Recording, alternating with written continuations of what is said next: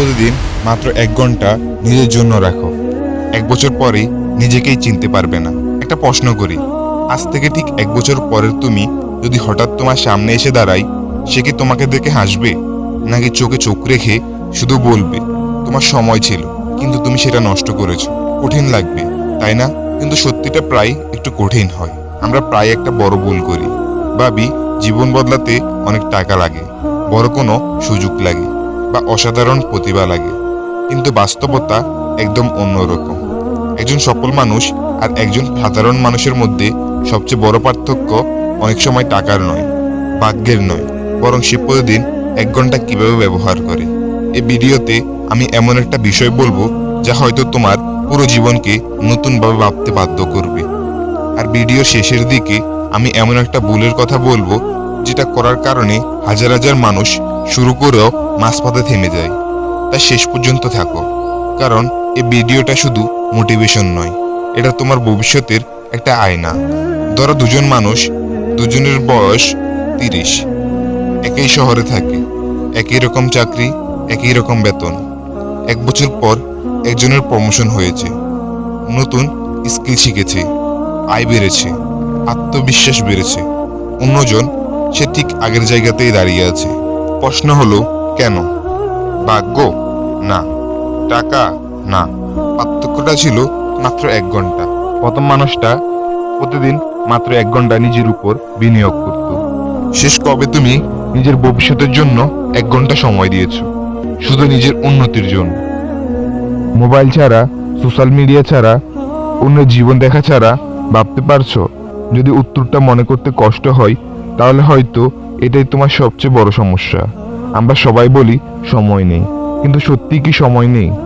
নাকি সময় আছে, শুধু অগ্রাধিকার নেই? একবার নিজের স্ক্রিন টাইম দেখো, হয়তো প্রতিদিন 3 থেকে 5 ঘন্টা সোশ্যাল মিডিয়া চলে যাচ্ছে। ভাবো, সে সময়ের মধ্যে মাত্র 1 ঘন্টা নিজের ভবিষ্যতের জন্য ব্যবহার করতে, 1 বছর পরে তুমি কোথায় থাকতে? এখানে জীবনের সবচেয়ে বড় সত্যটা লুকিয়ে আছে। তুমি যেদিকে প্রতিদিন সময় দাও, ধীরে ধীরে তুমি সেদিকেই পরিণত হও। যদি সময় দাও অভিযোগে, জীবন অভিযোগেই ভরে যাবে। যদি সময় দাও শেখায়, জীবন দক্ষতায় ভরে যাবে। যদি সময় দাও নিজের, একদিন মানুষ তোমার পরিবর্তন দেখে অবাক হবে।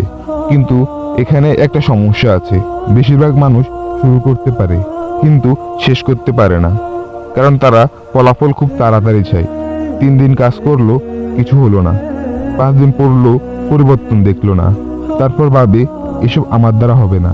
কিন্তু প্রকৃতি কখনো তাড়াহুড়া করে না। একটা বীজ আজ রোপণ করলে কলা গাছ হয় না, ধীরে ধীরে বড় হয়। মানুষের জীবনও ঠিক তেমন। তুমি আজ যা করছো তার ফল অনেক সময় কয়েক মাস পরে দেখা যায়। আর সে কারণেই বেশিরভাগ মানুষ মাঝপথেই হেরে যায়, কারণ তারা ফলাফল দেখতে চায় কিন্তু প্রতিক্রিয়াকে ভালোবাসতে শিখে না।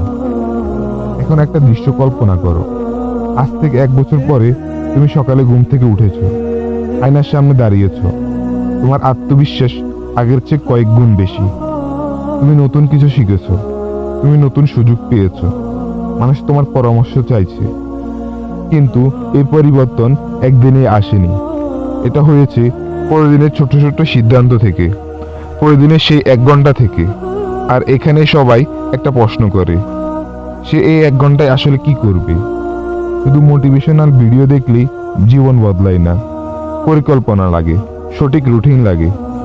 সেই 1 ঘন্টা কিভাবে ভাগ করবে যাতে 1 বছরের শেষে তুমি নিজেই নিজের পরিবর্তন দেখে অবাক হয়ে যাও, সেটাই আমি পার্ট 2 এ ধাপে ধাপে দেখাবো।